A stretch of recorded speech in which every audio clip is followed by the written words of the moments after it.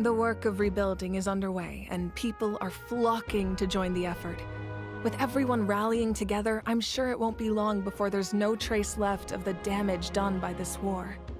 The healing process, on the other hand, that's a bigger obstacle to overcome. Many are grieving, and there's simply no replacing the ones we lost. As the sun rises once more and we rediscover the ability to believe in the future, we must never forget their sacrifice. As I've said, if you have any other questions, please ask away. False sky. I have heard this expression before, but I think this was the first proof of its existence. I think there's a lot of investigating to be done to understand what the fragments behind the sky are and why they were hidden in the first place. However, from what the Adventurers Guild tells me, neither the split sky phenomenon nor the fragments have ever been observed in any other nation. My guess is that the Heavenly Principles wants them kept a secret. I just hope they don't cause me any trouble over it. Oh, you should be fine.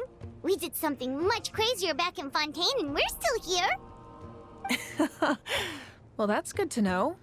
Anyway, the line I'm going with for the masses is astronomical anomaly.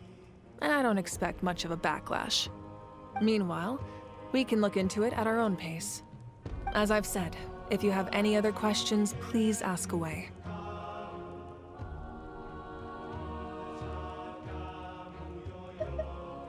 That wasn't their souls we saw, but a snapshot of them in time.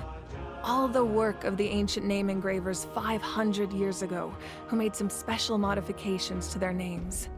Their souls returned to the Night Kingdom long ago, and will have been reborn in Natland since, albeit in a different form. For all we know, they may have already lived many new lives by now. And so, even though we will never meet again, they will always be by our side in one way or another. I think that gives another layer of meaning to the phrase, "no one fights alone." As I've said, if you have any other questions, please ask away. We have a temporary alliance, but I can tell that saving Natlan is not his only goal. Yeah, Paimon still doesn't get why saving Natlan would be so important to him in the first place. Unless he's just a good guy who wants to avoid another Conria. But somehow Paimon doubts it's that simple. I wouldn't worry too much. Based on all the interactions we've had with him and knowing more about his background, I have a lot of respect for him. I don't think he has any ill intentions. Now, we should focus on the final battle. As I've said, if you have any other questions, please ask away.